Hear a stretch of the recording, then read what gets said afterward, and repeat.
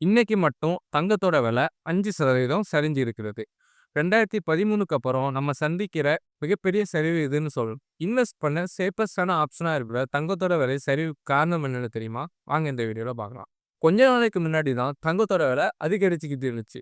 ஆனா கொஞ்ச நாள்லயே அது தலைகீழா மாறிடுச்சு. ஒரே நாள்ல தங்கத்தோட விலை 5% வீழ்ச்சி அடைஞ்சிருக்குது. அதே மாதிரி சில்வர் மற்றும் அது சம்பந்தமான ப்ராடக்ட்ஸோட விலையும் 7% ஒரே நாள்ல வீழ்ச்சி அடைஞ்சிருக்குது.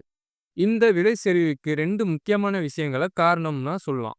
1 இந்த சரிவுக்கு முன்னாடி தங்கத்தோட விலை மிகப்பெரிய அளவுல உச்சத்துல இருந்துச்சு. ஏற்கனவே கோல்டு வாங்கி வச்சவங்க அவங்க ப்ராஃபிட்காக அத செல் பண்ண ஆரம்பிச்சாங்க.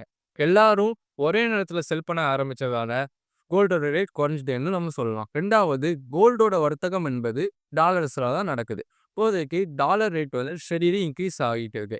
அதனால கோல்டும் எக்ஸ்பென்சிவ் ஆகிட்டு இருக்குது. ஸோ டிமாண்ட் வந்து கம்மியாகுது. இதையும் கோல்டோட ரேட் மிகப்பெரிய அளவுக்கு சரிவு அடைஞ்சத ஒரு காரணமா சொல்லலாம். இது மட்டும் அல்லாம மிகப்பெரிய அளவுல இன்வெஸ்டர்ஸ் கோல்டு மேல இருக்கிற அவங்களோட பணத்தை எடுத்துட்டு ஷேர் மார்க்கெட்ல போட்டதையும் ஒரு காரணமா நம்ம சொல்லலாம். சரி, இந்த வீழ்ச்சியால நம்ம கவலைப்பட வேண்டியதா இருக்கான்னு கேட்டீங்கன்னா, ஒரு உச்சத்துக்கு அப்புறம் வீழ்ச்சி வரும் நார்மலான விஷயம் தான். இத பத்தி நம்ம பெருசா கவலைப்பட வேண்டியது இல்ல.